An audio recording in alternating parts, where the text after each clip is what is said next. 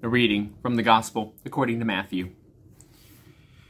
And Jesus said, "Keep awake, therefore, for you do not know on what day your Lord is coming. But understand this, if the owner of the house had known in what part of the night the thief was coming, then he would have stayed awake, and would not have let his house be broken into. Therefore you also must be ready, for the Son of Man is coming at an unexpected hour. Who then is this faithful and wise slave whom his master has put in charge of his household, to give the other slaves their allowance of food at the proper time? Blessed is that slave whom his master will find at work when he arrives. And truly I tell you, he will put that one in charge of all his possessions. But if that wicked slave says to himself, 'My master is delayed,' and he begins to beat his fellow slaves, and eats and drinks with drunkards, the master of that slave will come on a day when he does not expect him, and at an hour he does not know. He will cut him into pieces, and put him with the hypocrites, and there will be weeping and gnashing of teeth." The word of the Lord. It's this time every year when I want to start out my sermon of the day with a caveat, talking about the troubling the troubling language that Jesus uses here about slaves and beating slaves and masters cutting slaves into pieces. And it's not lost on me that this is language that's not how we would talk about ministry and discipleship today. The caveat here being that Jesus, of course, is talking to people 2,000 years ago in a context where they would have understood his lessons in a time that's different than we understood it today. And he was speaking to them in a time where they understood about master-slave relationships and would have taken his lesson. And we, 2,000 years later, I would hesitate to say that we're able to hear this lesson in a way that we wouldn't need to equate people with their discipleship as being slaves who are under threat of being beaten or cut into pieces. So given that as the context, ultimately what Jesus here is talking about is this idea of none of us knowing how much time we have left and not wasting it.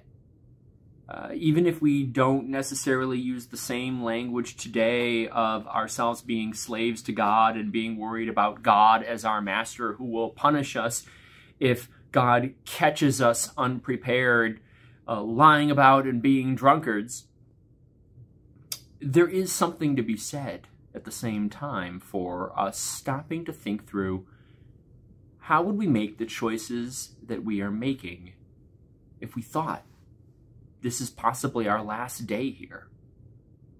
How would we make the choices that we are making if we thought maybe this is the last hour we have left on the earth? It makes me wonder, would we choose to make war with one another if we thought this was it? This is the last day that we have? Would we bother fighting in wars against each other? Would we bother stealing from one another? Would we bother harming one another? Or would we take the time to make amends, to try to heal our wounds, to say that I'm sorry that we've been holding off on saying because of pride or because of pettiness, and we knew we had one day left? Would we just say, well, shucks, I better now say I'm sorry while I can. I better now seek forgiveness while I can. I don't have much time left, but I have this time to offer comfort now on this day while I can. We can't live our whole lives day after day after day fearing that it is our last day, and I don't think that's what Jesus is trying to tell us to do. It's unsustainable. But it's a useful theological reflection to think through from time to time the kinds of choices we're making in our lives today, and are these the kinds of choices we were making if we knew that our time was limited? And our time is limited.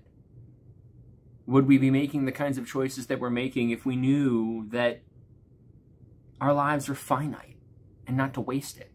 Because our lives are finite and we shouldn't waste them.